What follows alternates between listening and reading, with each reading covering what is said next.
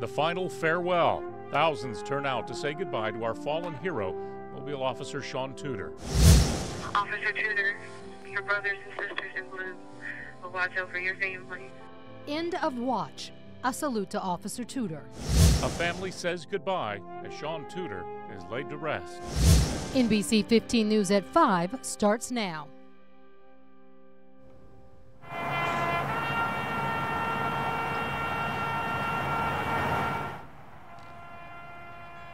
An emotional day that ended a week filled with grief, anger, tears, and lots of questions. Family, friends, co-workers, and strangers saying goodbye to Officer Sean Tuder.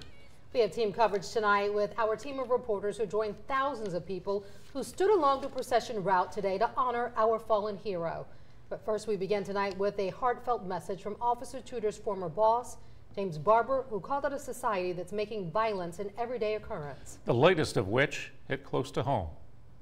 We as a country see, when we turn on that TV, the violent criminal activity. We see the mass shootings. We see the willful destruction of property. And we see the civil unrest. And those incidents share the headlines with the indiscriminate slaying of police officers, sometimes for no other reason than they wear a badge. Barber delivered his message today to hundreds who packed into Dauphin Way Baptist Church. Inside were Officer Tuder's family and friends, police officers, and first responders from across the country, as well as folks from our community who didn't even know Officer Tuder, but wanted to say thank you. Today, Police Chief Lawrence Batiste called Officer Tuder a doer. The chief says being a law enforcement officer requires action and sacrifice, something Officer Tuder understood when he took the oath to become a police officer almost 3 years ago. So when Officer Tuder was asked why he wanted to be a police officer, he wrote the following words: "I want to be a part of something greater. I was tired of hearing about change and no action. I decided to do something rather than talking." Officer Tuder was a doer. He was short on words, but was tenacious in his approach to resolving problems that were placed before him. He served with dignity and honor and made the ultimate sacrifice of life with his actions.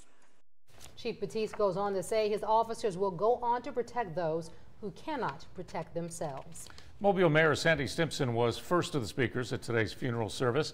His city mourning the loss of a second murdered police officer in less than a year. He shared a message with Officer Tuder's widow, Chrissy. In the days and weeks to come, we're hoping that the prayers that you know that are being lifted up, that we will stir the righteous powers in the heavenlies to give you the grace that you need to work through this loss.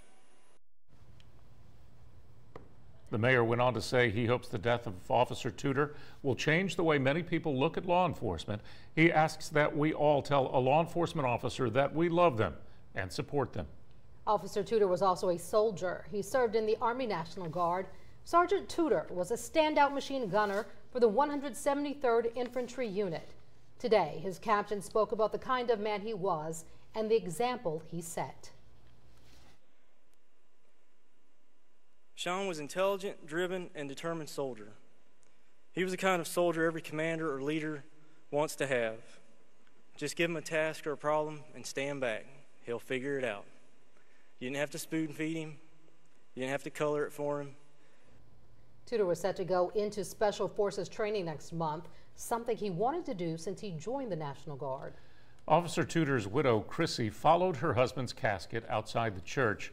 She didn't speak at today's services, but the outpouring of support for her husband and her family spoke volumes as she made the 10-mile trek from Dauphin Way Baptist Church to Memorial Gardens Cemetery. A fitting tribute today to Officer Tuder as a giant American flag waved in the wind as the hearse carrying his body to his final resting place passed below. We have team coverage tonight. Let's go first to NBC 15's Cassie FAMBRO.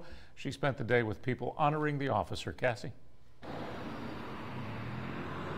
Greg and Kim, there was nothing that could have been more fitting than this magnificent American flag erected here over Government Boulevard for the life and the legacy of Officer Sean Tuder.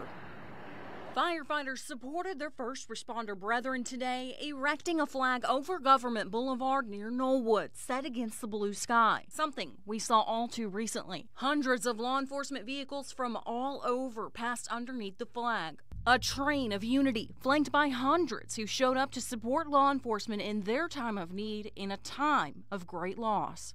Wrapped around the out-of-state vehicles were the core of the city, the men and women of the Blue Line, Mobile police officers. From people who stepped out of work to children in awe of their heroes, flags waved and people held the entire department in their hearts today. I just want to say thank you to his family for their sacrifice and that we are praying for all of them. It's horrible. We just wanted to be here to support him, support the community. This is my daughter. I wanted her to know how important this is. And kids knew, too. This little girl held a Blue Line flag. I'm holding it because it's sad that a police officer died, and we should respect our country. As the massive flag was lowered and placed back into its bag by Mobile firemen, people took the time to watch, hoping that the ladder trucks that had to hoist that flag for today's funeral wouldn't have to do it again anytime soon. A day of great sadness, but a day of great unity. For now, reporting live, Cassie, FAMBRO, NBC 15 News. Also today, kids at Fondy Elementary gathered to watch the procession go down Azalea Road. They used plastic cups on the fence to write out, "We love Officer Tuder."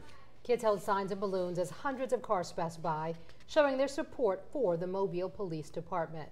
Just down the road, many people stopped at the intersection of Government and Azalea to pay their final respects. NBC 15's James Gordon is live from there tonight.